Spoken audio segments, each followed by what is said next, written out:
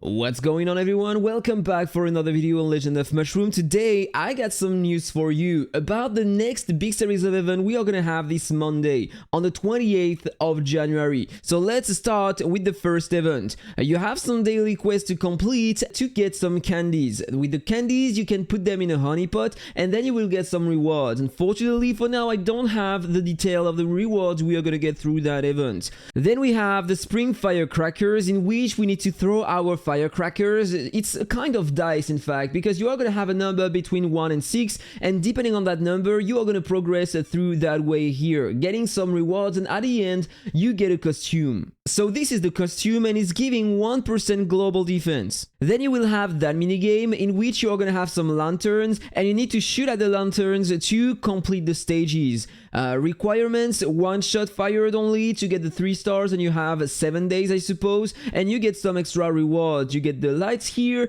that you can spend in the big event to obtain the new items we have.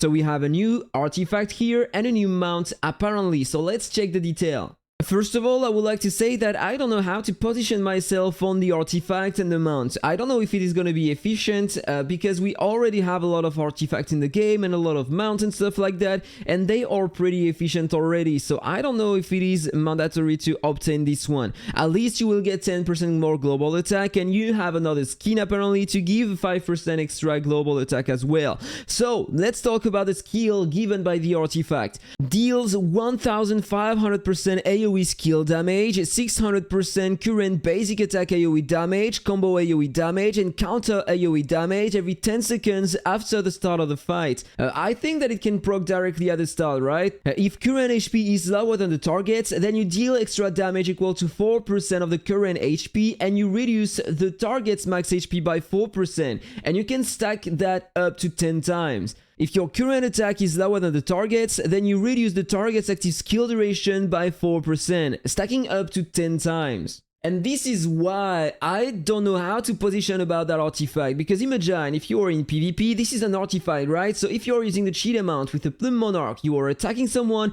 with a bit more power than you, so you are going to reduce the active skill duration of the target by 4% directly at the start of the fight. So it means that basically you are going to start attacking before the target. But hey, it's not the Beast Robot artifact, because with this one you have 20% extra crit, but you have also extra waves of damage that can crit. And here, that artifact can't crit on the damage you deal. So I don't know. It looks interesting, but I feel like the Beast Robot artifact is still going to be better. Then you have this new mount. After 15 seconds into the battle, you become immune to damage for 2 seconds and you get 15% final crit damage, 15% final skill crit damage, and 15% final pal crit damage until the end of the fight. During the damage immunity, so during the 2 seconds, your HP, max HP is reduced to 40%, but if you want to equip that mount, it means that you need to unequip the cheetah mount if you have it. So I don't think that this mount is going to be more efficient than the cheetah mount. I'm pretty sure of that, but on a long fight, maybe it's going to be relevant to use that mount instead of the cheetah mount versus a tanky build, for example. I don't know yet. I will have to get it and try it to know more about it. And then we are going to have another event starting on the 30th of January. This is the one, the Spring Banquet, in which we can get some extra rewards. I don't know exactly how is it going to work. We are going to have some forks and we can spend the forks to obtain some rewards. And I suppose that we have different probabilities to obtain the top rewards. And during this one, you have a prize selection in which you can select 2 of some old items. We had the Virtual Connection and the Panda Attack. The Virtual Connection is not that much a great back accessory, but the Panda Attack is a great one.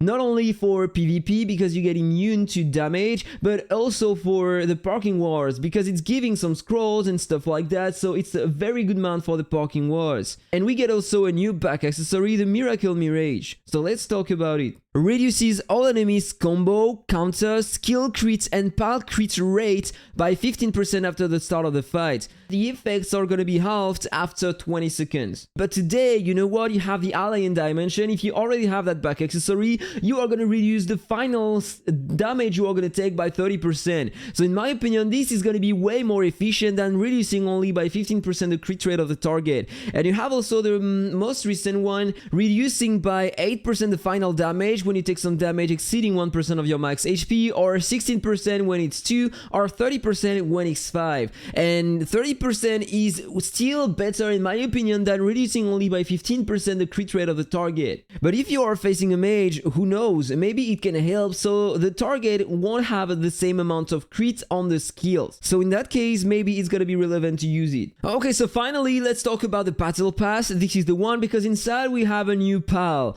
It's called the Serpent Spring, but we don't have the detail yet, so I can't tell you what is gonna do that new pal. And finally, we are gonna have, as always on big series of events, some extra packs to buy, and inside of which you are gonna have some hero cards that time. I think that this is the first time we can purchase some hero cards in such packs.